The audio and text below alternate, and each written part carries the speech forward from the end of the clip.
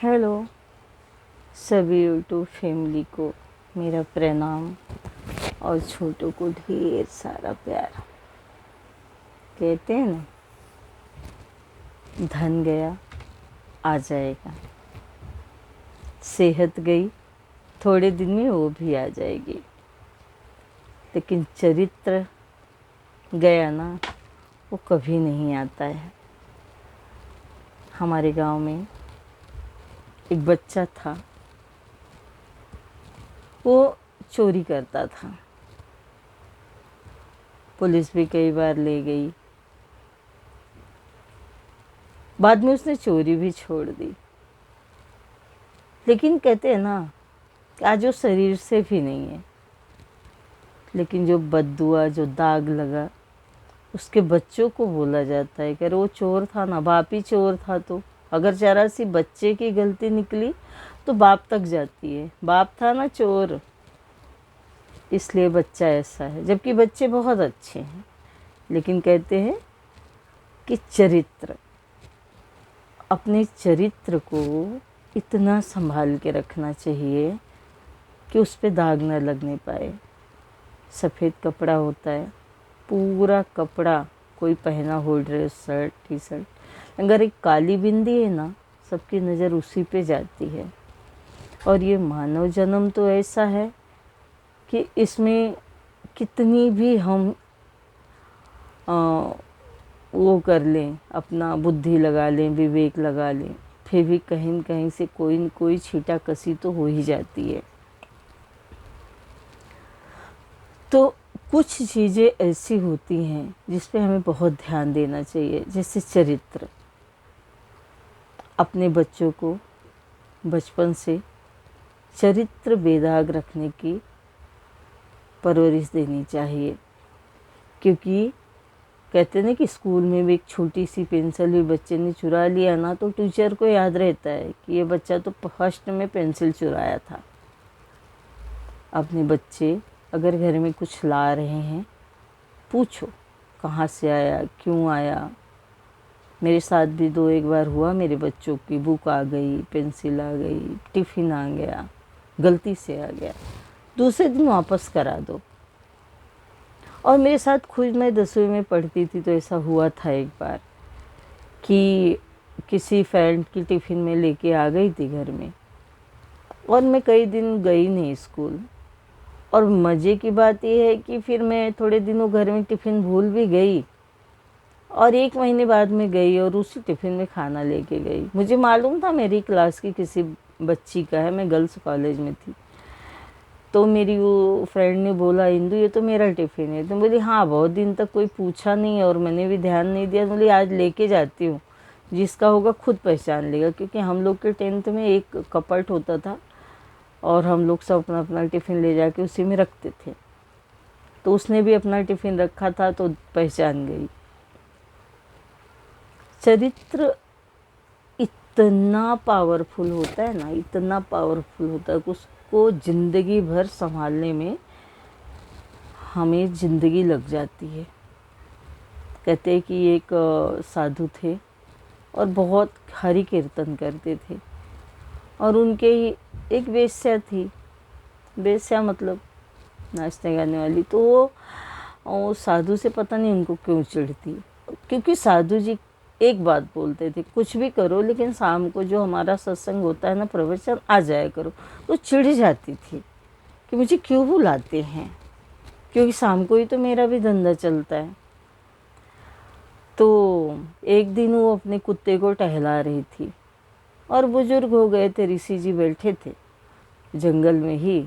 तो बोली, ऋषि जी तुम्हारी दाढ़ी से सफ़ेद तो मेरे कुत्ते की पूँछ है। ऋषि जी कुछ नहीं बोले। उनके साथ रहने वाले शिष्यों ने बोला कि मैं बोलूँ, मैं जवाब दूँ। बोलते नहीं। तो जब ऋषि जी का अंतिम टाइम आया, तो ब्रह्म ऋषियों को पता चल जाता है कि अब मैं जाने वाला हूँ। तो उन्होंने उस जो बहन थी, वेश्या का काम करती थी, उनको बुलवाया। सारे ऋषि परेशान हो गए कि एक तो गुरु को परेशान करती थी हमारे, अभी अंतिम टाइम में उसको बुला रहे। उन्होंने बुलाया और बोला, बेटा आज मैं शरीर छोड़ रहा हूँ, आज मैं अपने भगवान जी के पास जा रहा हूँ, देख मेरी दाढ़ी आज भी सफ़ेद है। वो पैर पे गिर के माफ़ी मांगने लगी। तो आज मैं ये बातें कर रही हूँ आपसे, लेकिन अभी मेरी भी कितनी लाइफ है मुझे पता नहीं है।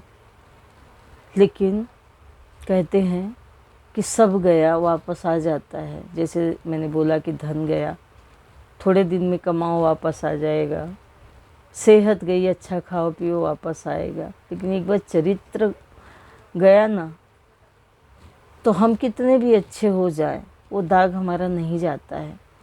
इसी तरह अपने बच्चों को बचपन से सिखाना चाहिए, समझाना चाहिए कि चरित्र पे बहुत ध्यान दो, क्योंकि सबसे कीमती चरित्र ही होता है।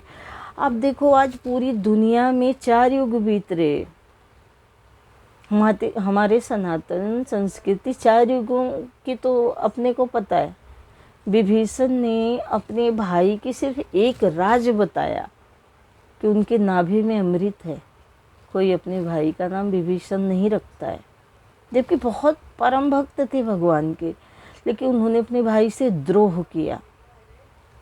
भगवान राम को बताया कि मेरे भाई के नाभि में अमृत है, आप बाण मार के वो अमृत सुखाओगे तो ही मेरा भाई मरेगा।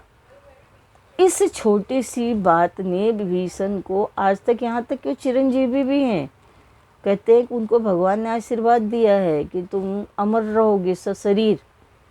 इतनी सारी अच्छाइयाँ होते हुए यहाँ तक कि रावण ने लात मार के भी निकाल दिया था, यानी भाई ने भी तज दिया था। ये भगवान के भक्त भी थे, लेकिन इस एक गलती ने, भाई द्रोह ने, आज तक एक ताना दिया जाता है कि घर का भाई विभीषण।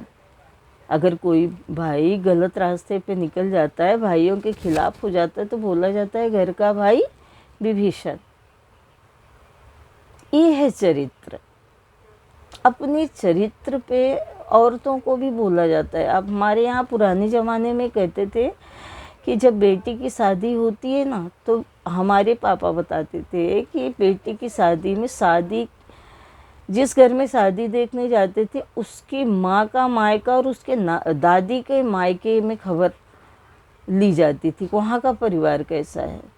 कहते थे कि बेटियां नानी के मायके, अपनी नानी पे भी जाती हैं, और अपने दादी के भी मायके में कोई दादी की बहन हो तो वहाँ पे भी जाती हैं। तो लोग देखते थे कि इनकी परिवार कितना संस्कारी है, क्योंकि बच्चियां नानी पे भी जाती हैं, बच्चियां बुआ पे भी जाती हैं। तो पुराने ज़माने में बच्चियों की शादी करने के पहले उनका कैरेक्टर देखने के लिए बच्चियों का ननिहाल देखा जाता था, बच्चियों को के बुआ तक को जज किया जाता था। संस्कारी बच्चे हमारे घर में आए, इसलिए हम नारियों का बड़ा महत्व है,